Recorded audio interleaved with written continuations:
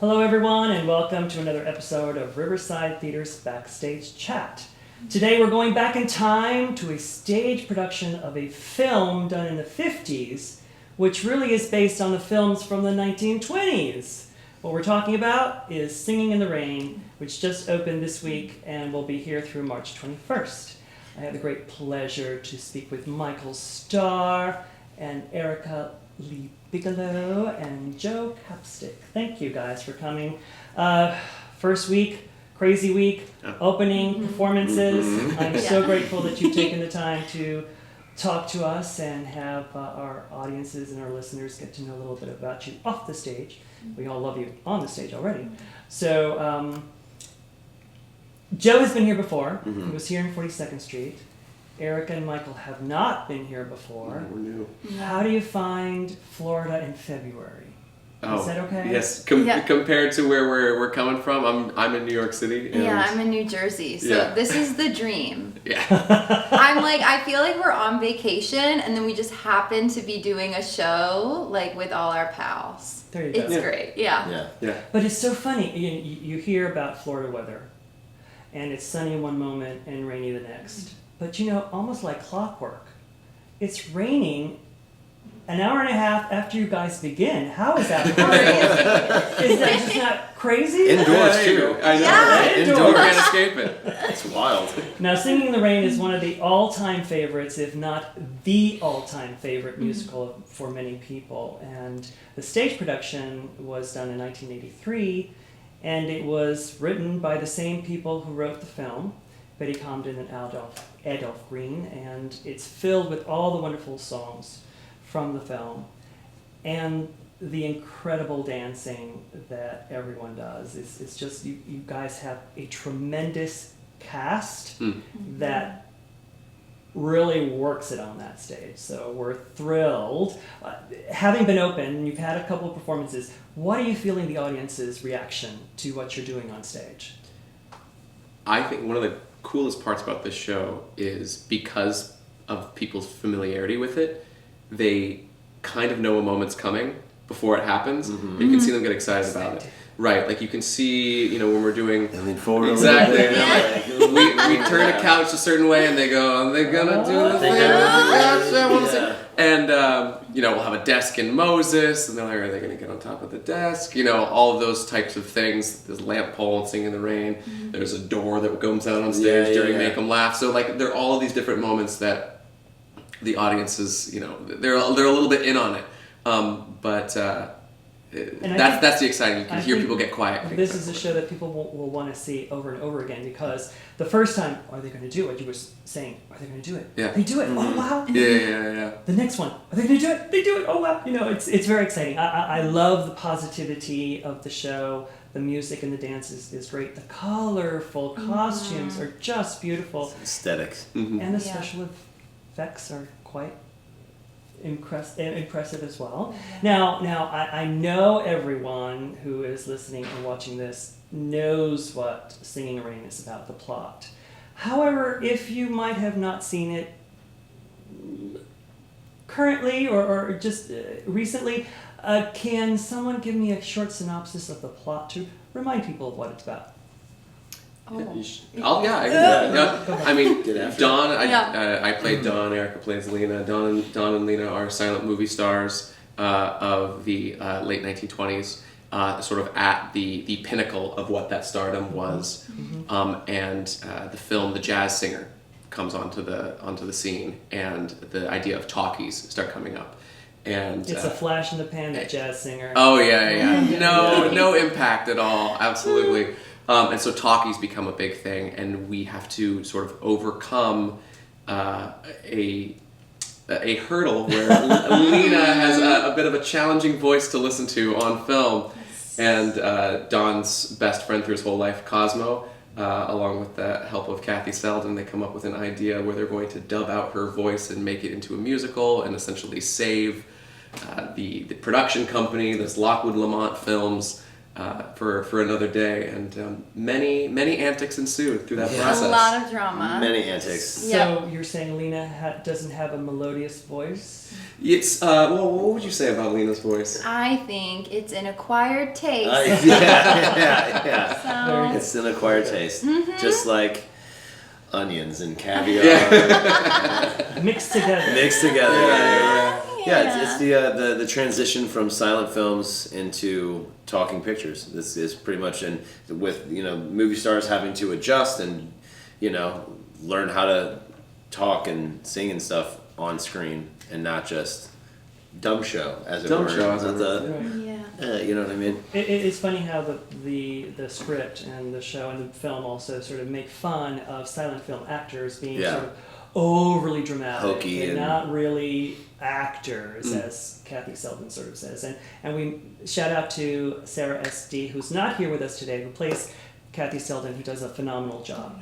But her character says, well, Don is not a real actor because he's like over the top. Right. And for anyone who comes to see the show, there are films, silent films that are in the production where you really see the over-the-top acting that was predominantly used at that time. Absolutely, yeah, and we shot those just for look behind the scenes a little bit.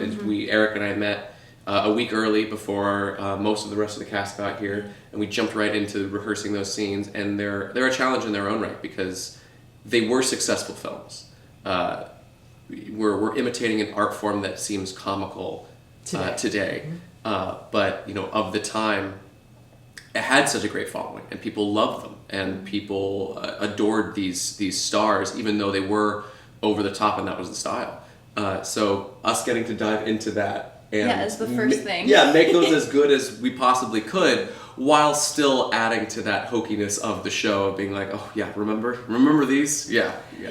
Kevin Cullinan, our education director, was giving a class this morning, and he was taking them on a tour of the stage, and he was showing them the film screen that comes down, and he was talking where a green screen process can seem a little off at times, but it's so well done in this production. Someone asked him if you guys filmed it at Rock City or like a park or on something. location. Yeah. It really It feels looks like that. it looks seems like that. Yeah, it's.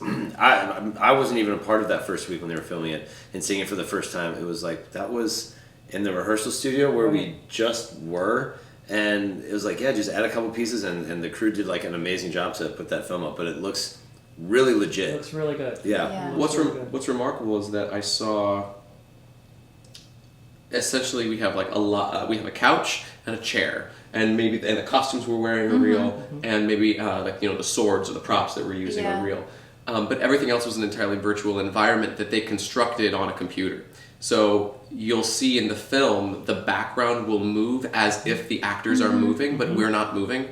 So what they could do is they could, regardless of where we were in space, they could position us in a real 3-dimensional virtual environment, so that if we were running to the left, they knew that, okay, if you ran to the left, that would bring them into the parlor of this virtual mansion we created, and then they would just move that set piece. So it was wild. Yeah. If you looked on the computer, they had literally created a whole mansion with different rooms. And they were telling us, okay, if you run here, there's going to be an archway, and then you're going to go up the stairs. And I was just kind of like, that's crazy. Okay, cool. But then you look at it, and it looks so legit. It looks so legit. And we just kind of had each other. And like you said, the props. We had a staircase. I didn't know where the staircase led. It led to nowhere in the room. We just had stairs, and now there's like a balcony in the movie. It's wild. It's wild. There's so many wonderful little bits in this show that are so fascinating. Of course, the film, the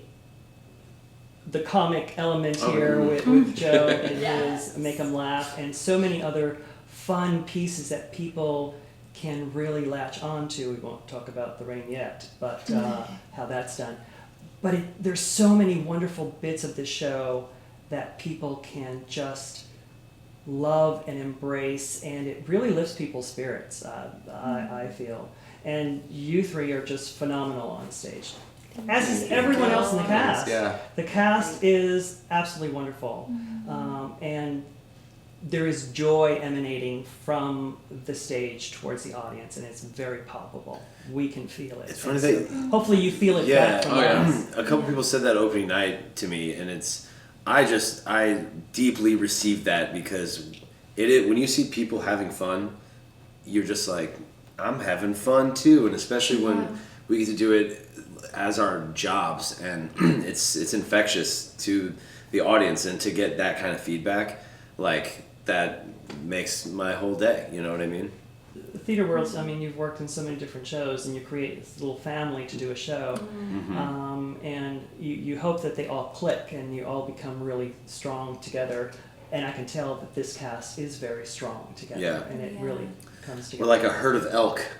One heartbeat. There you go. Yeah, that's beautiful.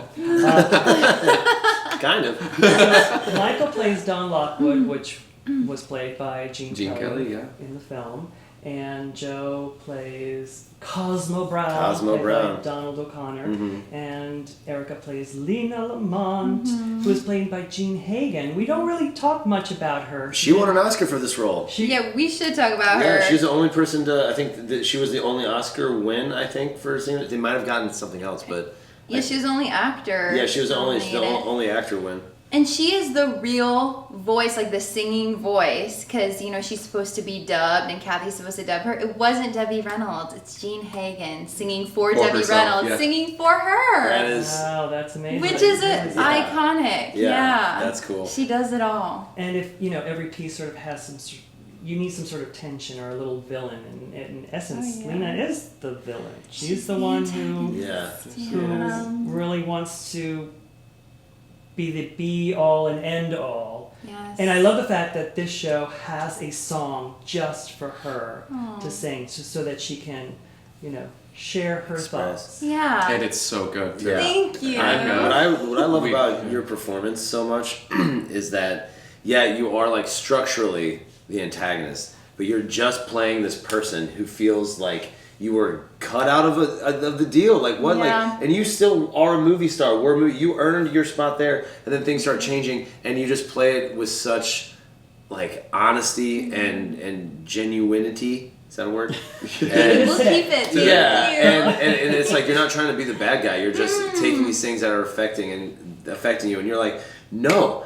I'm doing this now. I'm running the show. Like everyone's doing it, and it's I don't know. It's really easy and fun to play off that because you're not trying to be like I'm the bad guy. You're just being. It's an Lina. empowerment time. Yeah, 100%. Yeah, justice for Lina. Like she didn't know. Justice for Lina. Put that on a T-shirt. She's that pretty face. I should. For my closing night gift, justice for Lina. I see her. I do. She has her vulnerable moment in her song for a little bit. We see a little bit of heart to her, and our director Richard said, you got to be a lovable narcissist. Like you got to make her lovable, or else no one wants to watch her. Right. So she's a real person. I get it. Like she kind of gets kicked out of all the good stuff. So. And Richard Stafford, incredible director, beautiful human being. He's really created such a beautiful show. And Michael and Joe, I mean, in the show you are together. You're almost bound at the hip. You finish each other's sentences. You know what each other is thinking because you've been together for so long. And you're on this incredible journey, and it's wonderful to see how where Don Lockwood's passions and visions are something that Cosmo sort of supports and gets behind. I think that's a beautiful thing. Of course, you both tap pretty well, especially on a table. I love Moses of Moses. We do too. The best. That's really a great time. That's just dancing with my bro, and it's that I live in that moment. Is there a song, whether you're in it or not, that you look forward to each time there's a performance? Could be Lina's looking for Singing in the Rain or what have you. Is there a song that each of you sort of like, I want to see that one, even if you're in it? What's so great about this show, I've said this before too, is that it ramps up so well that I am genuinely excited for every new thing that happens in the show. I'm like, oh yeah, we get to do this number. And that's over. Like, oh, that was really great. But then we get to have this one. Then and then we get to do this yeah. one. And it's like it ramps all the way up until Act 2, and you've got there's a full, I don't know how long it is, 10, 15 minute ballet. The melody is in fabulous. in the middle of the second act, which is unique to this production. This is you won't necessarily hear this ballet or see this ballet anywhere else because it's a lot. A lot of the times it's cut or it's changed for different productions because it's not necessarily in the version that gets distributed often. So you have to go through specific ways to get music written for this story to be told. And you've got the girl in green, girl in white, played by Sid Charisse in the movie. And anyway, we can go down a whole rabbit hole with that. But the way that each song builds upon itself into the next item in the story. Yeah. I don't know. It's exciting. It keeps you invested. There's no dip. Right. No. The numbers themselves are kind of like their own characters. It's like Fit as a Fiddle. We got this Broadway thing. We have Make 'Em Laugh. Like, oh, here's slapstick of the time, and then we got Moses. Here's just two guys tap dancing, and then we get the trio of for like Good Morning, Singing in the Rain, the title number, obviously, and then like Lina's Lament. That's kind of just what I'm calling the song. Yeah, it's that like a little insight to like her ethos and all that stuff, and then this ballet, which is like its own thing, and it's like it's really cool that way. Just the trajectory of the show via the music numbers. It's really cool. Musical It's numbers. funny that Michael said the show ramps up, Mm-hmm. and it really starts with Bruce Barnes, great musical director, with the overture. Overture, baby. The music. Love an overture. I mean, Yeah. already the audience is like, okay, here we go. Like, We're oh, I on know this that. journey. I know Yes. this song. Like, ooh, band. Yeah. And we So have. even from the get-go, you're starting high, Yeah. and you're going even higher. Yeah, which we is, have Broadway musicians, man. We got Yeah. some of the best in the business, and they are so good. And there's nothing quite like dancing and singing at the top of your lungs with a full stellar yeah, auditions, Yeah. auditions, musicians, big band. Yeah, it's fantastic. Well, Yeah. we're thrilled that you guys are here, and I know audiences will love you on stage if they haven't already seen you by the time this comes out. But I'm sure they want to know a little bit about you off the stage. What got you interested in making this a career? Was there a teacher, or a parent, or someone that sort of encouraged you to choose this? I'll start with Erica, our lovely Rose here. Lovely lady between two thorns. Never. There you go. So basically, yeah, I started doing community theater when I was a kid just because I wanted to. My first show was Sleeping Beauty, and I wanted to be the witch. I love character bits. I said the witch would be so fun. I got cast as Sleeping Beauty, and I was a diva. I made a big fit about having to kiss the prince. I said, I'm not kissing him. That's disgusting. How old were you? I was 8 years old, okay. so also that's a little strange. I'm like, Yeah, stand your ground. right. Yeah. I said, no, not happening. But, that didn't deter me. And that was probably the last time I really played an ingenue was when I was 8 years old. Ever since then, I've been into, comedy. And I took a detour for a bit. In middle school, I got a voice teacher. Her name was Julie Meyer. Still love her. And she taught me a lot of opera and classical music. And I wanted to be just like her. I thought she was so amazing. So I followed that path for a while, up until college. I went to school for opera for a year. And then I was in a musical my freshman year of college. And I was like, oh my gosh, this is it. I've missed this. I've missed this type of music. I've missed the comedy. I'm with my people. These are my people. Found it. I Yeah. found it, baby. This is what I want to do forever. And so, I switched my major to musical theater. I went to NYU, so I was already in New York City. So then I just started auditioning right after college, and it got me here. And I couldn't imagine doing anything else. I've been acting out little characters, doing bits since I was a kid. And I feel like now I've just gotten back to that, but I'm a real grown adult now. And I get to do bits and get paid for it. So You do a great job as Lina, and Thank her you. voice. Someone at opening night came up to me and whispered in my ears, "Is that a real voice?" Yeah. no. Yeah. No, it's not. called acting. No, it's called acting. Acting, baby. But doing a voice like that Mm-hmm. 8 times a week can be hard on you. What technique do you use to sort of keep it lubricated and making sure that. Yeah, I feel so lucky. I mean, like, you know, everything happens for a reason, and I feel so lucky that I did opera because I'm such a vocal health nerd. I learned so much about technique and keeping everything healthy and doing things safely. I really don't think I could do this if it wasn't for all that training. I used to like want to just be a voice teacher. I was so into the science. I thought it was so cool. So I am very, just how they do like all their dance warm-ups, I do all the vocal warm-ups. things. That's my muscle because I don't dance in the show. But yeah, I really think I would recommend anyone who wants to do weird voices. You gotta like have a voice teacher because you could just shout and make it sound good, but then I'd be losing my voice every day. Sure, So sure. yeah. Joe? What got you started in So for me, it was my mother. She really wanted me to dance, and I didn't really want to because I was an 11-year-old boy in Missouri, and that's just not something I saw. 11-year-old boys do now, yeah. Yeah, I didn't think that was even possible, and she was kind of incepting, different ideas in my head. She would introduce me to Gregory Hines films and him just as an entertainer. Amazing. And I was like, oh, tap dancing is maybe the coolest thing I've ever seen. Very cool. And I was like, all right, Mom. Like, actually, we one night, like after kind of this build up with Gregory Hines stuff, she showed me this movie Billy Elliot, which is a great musical, Yeah. and the film's also really good too.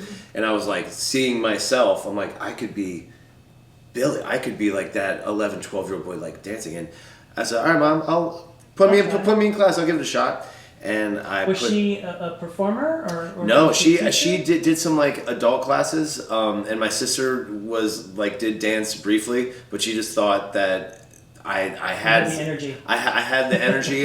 Because I just needed to like move, and like I played a little sports here and there, but it wasn't like really my thing. Like I wasn't going to be a professional athlete or whatever, but she just had an inkling, I guess, and I thank her for it every day. And I went to class, and I remember we were doing, like I put on tap shoes for the first time.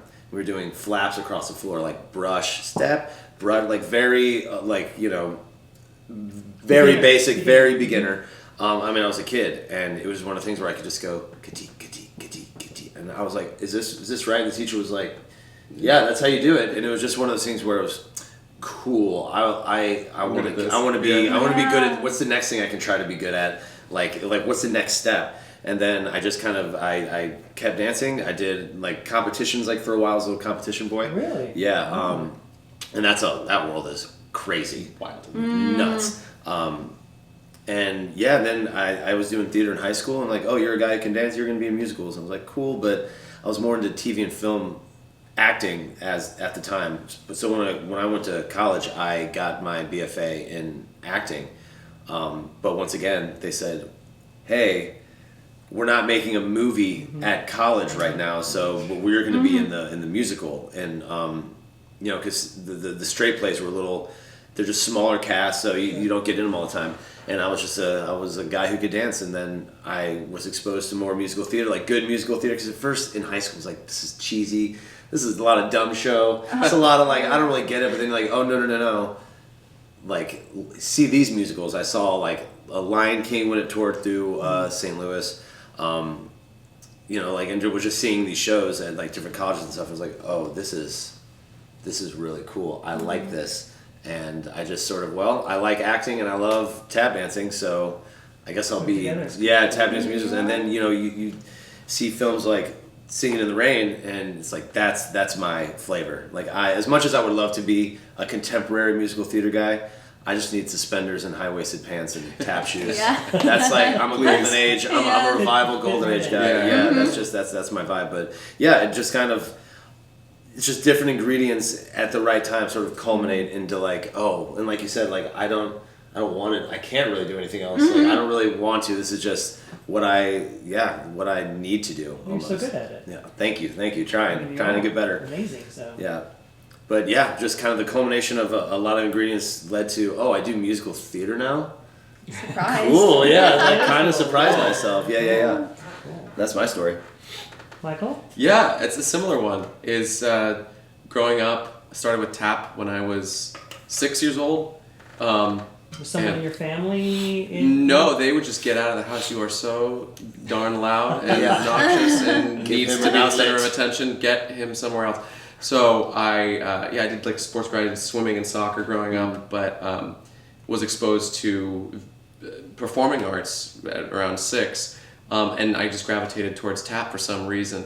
But you know, anyway, a big group of girls, big patent leather tap shoes, red bows. You're just flat ball changing across the stage, and kind of grew from there. I come from a small town in Northern California in Sonoma, and there was one other guy in town who also was interested in tap. And so every Sunday morning, it was just the two of us, and we rehearsed on a stage, on the Sebastiani stage, that was like an old movie house. And so we had no mirrors. We had just a wooden floor that weathered with, the dust and bones of performers over the years. And it was just us two for an hour every Sunday morning for, at least just 5-6 years. And I have very succinct memories of doing that and looking into the very back of the house and just seeing the shadow of my parents coming in and sitting in the very back row watching us do this. And that was my exposure to it. And sure enough, we're seeing films by Gregory Hines, we're seeing Savion Glover, here's Singin' in the Rain. I remember watching Singin' in the Rain for the first time and falling in love with that. American in Paris, all of the Gene Kelly movies. Amazing, Donald O'Connor, Fred Astaire, Ginger Rogers, all of these classics that I then grew up with. And as I continued and went into high school and college and decided that I wanted to continue pursuing musical arts, you're exposed to more contemporary stuff. Like, okay, this is a contemporary musical, or this is a rock musical, or this is an operetta and all of that. And as much as I tried to be like, oh yeah, I can do that too, I always sort of leaned back and you're like, yeah, but is anyone doing Oklahoma? It's not like... Well, and as an actor, you want to do, you want to tell yourself and believe in yourself, which you should, no, I can play these roles, I can do these things, it's just different context. I'm an actor, you adapt. Right. But, you kind of lean into the things that you really, this actually brings me a lot of joy when I do this, you know what I mean? It feels like... It feels like coming home in a weird way. 100%. And it's like... Yes, we're actors and we can play different characters, and we have and we do and we will. And that's the exciting thing about the life that we lead. But when we get to come back and do a classic like Singin' in the Rain, it just it feels like coming home. It's like a fine meal. Yes, oh my God, it's so satiating. And especially with this group where, we feel so safe and we're looking at each other on stage. And we're like, I got you. Whatever you do, I'm going to pick it up and we're going to run with it. And there was even a moment on opening night where if you can imagine, it's a huge night. It's very, it's chaotic, it's exciting, and there's a lot of energy. And there was one moment in the show where somehow I was able to just be like, and I don't know when it was, but you guys were both on stage, probably towards the end. And I remember just looking and being like, Cool. Yeah. Emotional. Yeah. It's very special, and I'm glad that we get to share it with people. Yeah. Well, the fact that you're reliving these amazing characters done by such iconic performers should make you feel really good, but it makes the audience feel even better because they are seeing Gene Kelly, they are seeing Donald O'Connor, they are seeing Gene Hagen on stage right there. You can feel palpable feeling of their energy. And for the older people who probably saw the original when it first came out, it's something very, very special to see it on stage. Well, it's a challenge too, I'd imagine, because you have your idea of the show, you have your idea of the movie, and you might not, it might be a while since you've seen it, or you saw it when it originally came out and you haven't seen it since. You might not remember every single thing about the movie, but you remember how the movie made you feel. Yes. Mm-hmm. And we might not be able to give you exact replication of any specific moment in the movie, but ideally you see the show and you are reminded of that feeling. Mm-hmm. And you have that same sense of relief or joy or laughter that you got when you had the movie, as you're seeing the show, and that's all we can strive for. We will never be those iconic performers, and we will never be able to encapsulate the magic that was that film that makes it so iconic. But what we can do is hopefully emulate the same type of feeling. Yeah. So is that what you want the audience to feel at the end of the evening as they go out? To feel that they've relived something, a happier time or a happy moment, or first time I saw this movie, or first time I heard this That's song. what I want. Yeah. I want them. I mean, do I want them liking our performances? Absolutely. But I also want them leaving being like, felt like coming home. But That these, felt like and exactly. these pieces are like, they're so warm and comforting, and they feel like home, and it's like escapism at its finest. It's like these are the reasons why people were going to the movies in the first place. Like, I just want to go and I want to sit. I know Kathy and Don are going to end up together. But I don't care. I want a nice. It's breezy, but it has these peaks and valleys, and it gets really intense. But you know that everything's going to be okay, and for people to go to see a film or to see a musical, to just be like, I just want to be swept away in the music, and I want to watch people fall in love, like right there, tangible, like in person, do this thing, and I want to see people dance and be hilarious and get up high in the face, and it's just, and then you can leave and you're like, factory reset. I'm ready to go about my life again, and having remembered that nostalgic, like I was here when I saw this movie with my father, and we had just a good time. Well, our tagline is "What a glorious feeling." So Yeah. we're wanting everyone to have a glorious feeling when they see the show. So, Singing in the Rain on stage through March 21st. Please, people, get your tickets. We know that performances will sell out if they aren't already. The matinee yesterday was almost there. Yeah. Just a few Oh my singles, It was but we're so packed. thrilled That's awesome. that you're being embraced. We're thrilled that rehearsals are over. You can enjoy the show and enjoy the community, which is very embracing of you guys. So 100%. Yeah. Thank you. thank you so much for taking the time to share with us a little bit about yourselves, and we're so thrilled that you're here, and what you're doing on stage is just amazing. So thank you. Thank you. you. Thanks for having us. Yeah. This is awesome. Thank you to Michael, Joe, and Erica for spending their time with us. Thank you, everyone, for listening to Riverside Theater's Backstage Chat, a podcast where we get to talk to some of the talented artisans who work on our stages. Thank you to executive producer John R. Moses and artistic director Alan D. Cornell for their vision and leadership. And of course, thank you for listening. Until next time, I'm Oscar Sayles.